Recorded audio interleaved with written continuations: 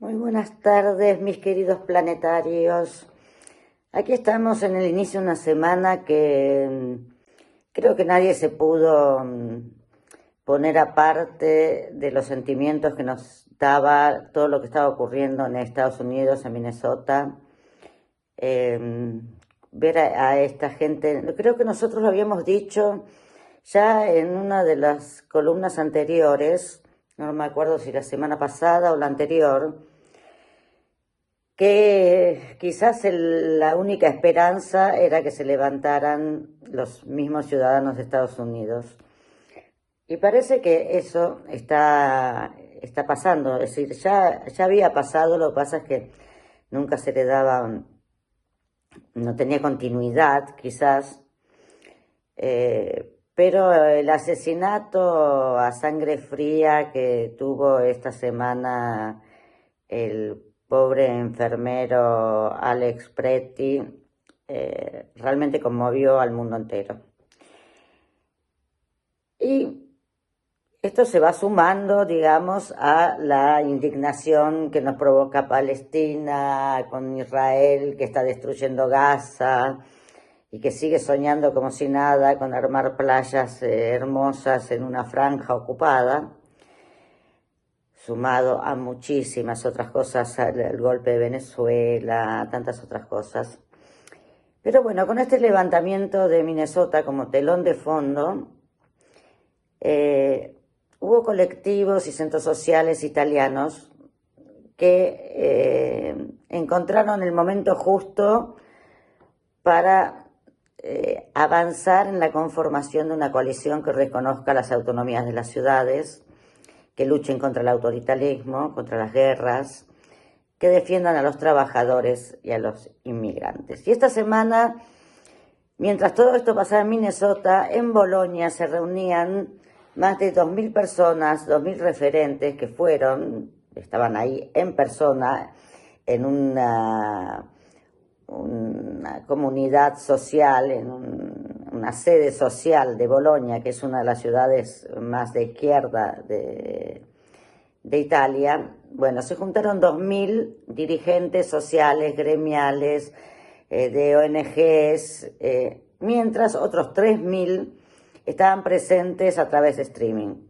Fue una asamblea convocada por una red llamada Convergenza Sociale No Kings contra el rey y sus guerras, que superó ampliamente las expectativas y lograron reunir una cantidad de dirigentes de distintas tendencias bajo un objetivo común. Fueron 2 días de debate intenso, con 160 intervenciones, que voy a tratar de resumir mínimamente cuáles fueron las posturas. En principio, la del comunicado oficial. El comunicado oficial después de la asamblea dice: hoy abrimos juntos un espacio político nuevo que rompe con un mundo viejo que, desde Minneapolis a Irán, con tal de conservar el poder, asesina y reprime. Lo hemos logrado de manera transversal, con pluralidad, desde los espacios sociales atacados por el gobierno de Meloni hasta las asociaciones católicas, desde los sindicatos hasta las ONGs, incluso a algunos partidos políticos. No retrocederemos, dice el comunicado, y en las próximas semanas atravesaremos a lo largo y ancho de Italia y Europa con un calendario de respiro nacional e internacional. Roma, Nápoles, Turín, sí, pero también Berlín, Zagabria, Bruselas.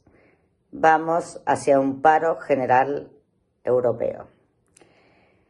Bueno, como verán, no es una cosa fácil lo que se han propuesto, pero se está saliendo de la modorra, porque en realidad la pregunta del siglo es ¿qué hacemos con lo que está pasando? El desafío para ellos es lograr un gran espectro con objetivos claros y más o menos precisos. Tenemos por delante una discusión profunda, comenzó diciendo Christopher Ceresi, dirigente de las comunas sociales de Bolonia. Para simplificarla, dice, hemos encontrado 3 terrenos de convergencia que son los siguientes. El primero, pelear contra el decreto de seguridad de Meloni y compañía. Este decreto fue firmado el año pasado, está medio a medida de los decretos de Bullrich, de Patricia Bullrich, incorpora la figura de terrorismo como una de las luchas principales y abre la puerta a la represión aumentando penas a quienes ocupan viviendas, cortan calles, manifiestan su descontento. Laura Renzi, de Amnesty International, dijo en esta asamblea: asistimos a la naturalización de prácticas autoritarias. Y en efecto se empieza a ver la represión en distintos lugares de Italia de una manera un poco más fuerte de lo que se venía viendo hasta ahora. Este es el primer punto, luchar contra el decreto de seguridad de Meloni. El segundo punto que encontraron en común es el total rechazo a la guerra y al rearme. Acá la discusión en Italia es: no vamos a dar plata para armas cuando la situación económica está empeorando y tenemos que dar plata para la salud, para la educación, para la vivienda digna. En este caso, podemos citar otro de los participantes con este segundo punto del rechazo a la guerra y al rearme, que dijo: estamos frente al surgimiento de una economía del genocidio. El capitalismo superó los límites de la democracia, por eso la ley del más fuerte se impone al derecho internacional. Y veamos ahora el tercer punto, es decir, habíamos hablado que había 3 puntos claros para todos. El tercero habla del derecho a un ingreso digno y a una vivienda. Acá el problema de la vivienda es grande también, aparte recordemos que hay muchos migrantes y días atrás además fueron violentamente desalojados algunos espacios ocupados desde hace años en barrios populares que tenían un rol social fundamental para esa comunidad. Estos son los 3 puntos que plantean básicos y la primera acción en común será el próximo 28 de marzo en Roma, en coincidencia con la marcha de los movimientos sociales de Londres, movimientos contra la derecha, en principio como definición genérica, cuyo lema de Londres es Together, todos juntos. La fecha en esta asamblea de coincidir con Together de Londres se decidió justamente en Bolonia el 24 y el 25 de enero en esta asamblea denominada Rey o Libertad. Entre tanto, el 1 de marzo va a haber un encuentro similar para combinar detalles de la convocatoria y ya se están llamando a artistas y a personalidades intelectuales para que participen, den su aval al descontento que hay por la guerra en todo el mundo, la represión y la muerte indiscriminada, realmente que ya no sabemos cómo llamarla. Y terminará con un concierto, así, al telón cerrado, gran concierto gran. Bueno, frente a este panorama que nos conduce inexorablemente a un mundo que se está preguntando en todos lados, y no solo en la Argentina, que no tenemos la más mínima idea de cómo salir del despelote que tenemos nosotros, todos se están preguntando qué hacer para frenarlos. Y cuando digo qué hacer, que pensé que iba a ser el título de esta columna, me acordé cómo no hacerlo del quehacer de Lenin.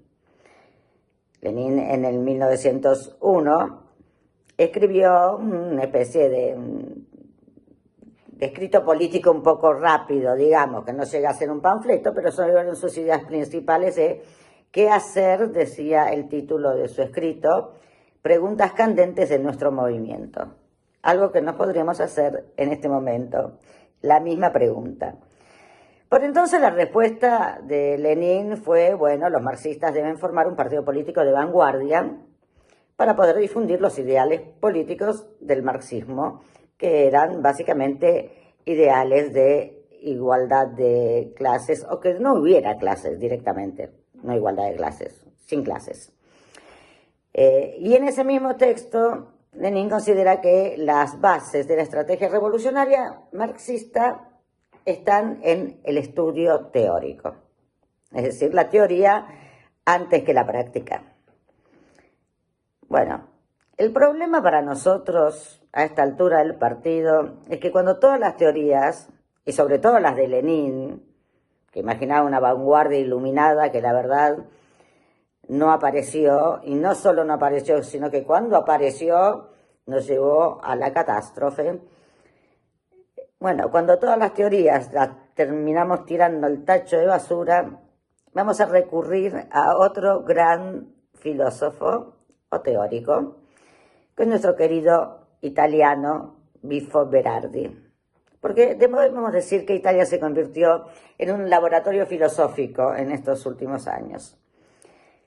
En una nota publicada en el día de ayer, creo que fue en diario.ar, Berardi dice: en 1957 el psicólogo Leo Festinger habló de disonancia cognitiva para definir la dolorosa y frustrante contradicción entre la realidad y las categorías de que disponemos para interpretarla y guiar nuestra acción. La disonancia cognitiva es el modo de definir la condición de quienes hoy siguen creyendo que todavía existen las normas éticas y jurídicas que definían la democracia y el derecho internacional. Es cierto que todavía están escritas en algún papel, pero se trata solo de ilusiones que nos impiden tomar conciencia de lo que nos está sucediendo, dice Berardi. En Estados Unidos el racismo sistémico se ha convertido en una guerra de agresión contra toda la sociedad. Las panteras negras vuelven a tomar las armas y mientras tanto se perfila una situación en la que las autoridades locales de Minnesota se oponen mediante la fuerza al uso de la fuerza por parte de las brigadas del ICE. En Minnesota, el procesamiento del gobernador Tim Walz marca casi, dice Berardi, el inicio de un enfrentamiento entre poderes que técnicamente puede definirse como una guerra civil. Una cosa que debemos recordar, continúa Bifo Berardi, es que el fascismo no se agota sin guerras. El fascismo, de hecho, provoca crisis, colapsos, precipicios de violencia y miseria, pero todos estos procesos lo alimentan al fascismo. Solo la guerra y la destrucción pueden agotar sus energías, como ocurrió en el siglo pasado. Está un poco deprimido, parece Berardi, pero es como para escucharlo. Él agrega: la ofensiva que el gobierno estadounidense ha lanzado contra Groenlandia tiene un carácter definitivo. La OTAN es un perro muerto, pero es un perro súper armado.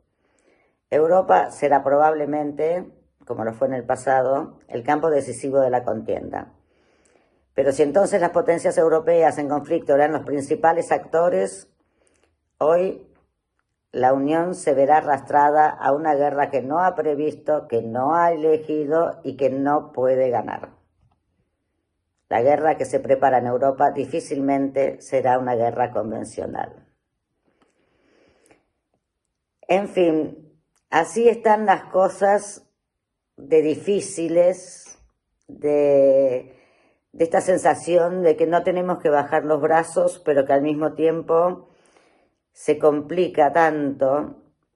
La última pregunta que se hace Berardi es que en otros casos muchas veces las revoluciones fueron consecuencia de alguna guerra. Pensemos en la Revolución Rusa, por ejemplo. Pero, dice, ¿existe todavía la posibilidad de pensar y hacer la revolución? Bueno, esta es la pregunta del millón. Yo pienso que en la asamblea que hubo en Bolonia, un poco el lema inicial, ante tanto desconcierto, ante tanta cosa que se nos está viniendo encima, fue: vamos a hacer batalla por batalla. Una cosa a la vez, pasito a pasito. Así que, bueno, uno de los primeros pasos que van a hacer en Italia es la puesta en acto de esta primer gran movilización el 28 de marzo, era 28 o 29, no me acuerdo, pero bueno, ya el 28. Pero ya iremos informando, iremos conociendo quiénes son los protagonistas de estas iniciativas. El 28 de marzo, gran movilización, gran. Y ojalá que en algún momento gane la cordura y que podamos llorar a todos nuestros muertos de todos nuestros continentes. Y hoy lloramos especialmente por el enfermero Alex Preti. Esperemos que no haya sido en vano y que la verdad que esta gente dispuesta a salir con 29 grados bajo cero a manifestar es casi heroico. Bueno, seguiremos al tanto de todo lo que pasa en el mundo. Yo aquí desde Italia por el momento, porque se imaginan que si se viene la guerra no me van a encontrar acá. Pero bueno, nada, nos vamos a seguir encontrando, hablándonos y pensando juntos. Será hasta la próxima. Chau, chau.